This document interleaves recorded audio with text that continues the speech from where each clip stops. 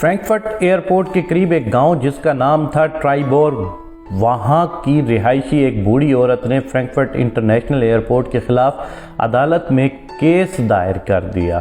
جس کی وجہ عورت نے کچھ یوں بیان کی: رات کے وقت جہازوں کا شور اتنا زیادہ ہوتا ہے کہ میں رات کو سو نہیں سکتی، جس کی وجہ سے میری اکثر طبیعت خراب رہتی ہے۔ عدالت میں جج نے اس بوڑھی عورت کی پوری بات سننے کے بعد عورت سے پوچھا کہ آپ اب کیا چاہتی ہیں؟ اس شیور کے عوض آپ ایئرپورٹ سے کچھ معاوضہ حاصل کرنا چاہتی ہیں یا ایئرپورٹ سے دور ایک عدد گھر حاصل کرنا چاہتی ہیں؟ عورت نے جواب میں کچھ یوں کہا: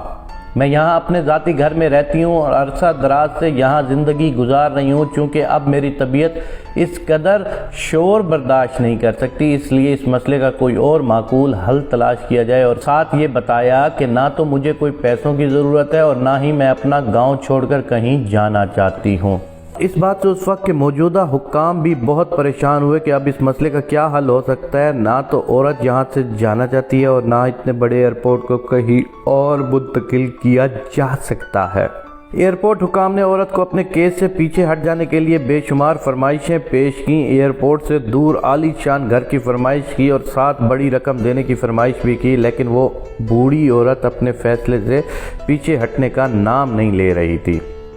آخرکار تھک کر جج نے کہا کہ اگر ہم آپ کی نیند کے ٹائم کو مینج کر لیں، مطلب رات کا ایک مخصوص ٹائم جب آپ سو رہی ہوں تب ایئرپورٹ پر کوئی فلائٹ نہ اترے، کیا آپ کو یہ فیصلہ منظور ہے؟ جس سے وہ عورت مطمئن ہو گئی اور تب سے لے کر آج تک فرینکفرٹ انٹرنیشنل ایئرپورٹ پر رات 12 سے لے کر صبح 5 بجے تک کوئی فلائٹ نہیں اترتی۔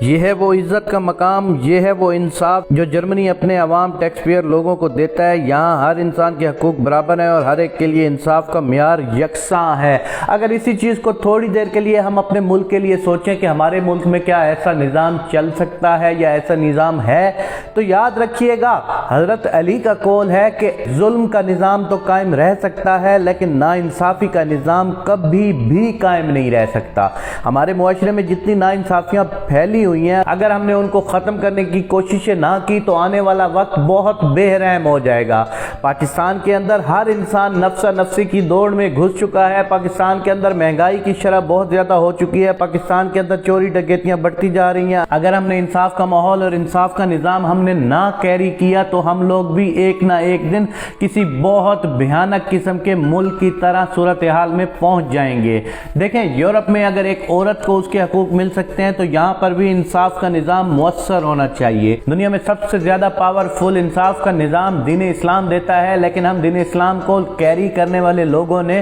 اسلام کی وہ شکل نکال کے رکھ دی ہے کہ دنیا پوری میں، یورپ میں، امریکہ میں اسلام کے نام کی ہر چیز پر عمل درآمد کیا جاتا ہے، لیکن واحد ہم لوگ ہیں جس پہ اسلام کے نام پہ حاصل کیے جانے والے ملک میں کوئی بھی اسلام پر عمل درآمد نہیں کیا جاتا۔ خداوند کریم سے دعا ہے کہ وہ پاکستان کو تا قیامت آباد و شاد رکھے اور یہاں پر انصاف کی حکومت کو قائم و دائم رکھیں۔ آمین یا رب العالمین۔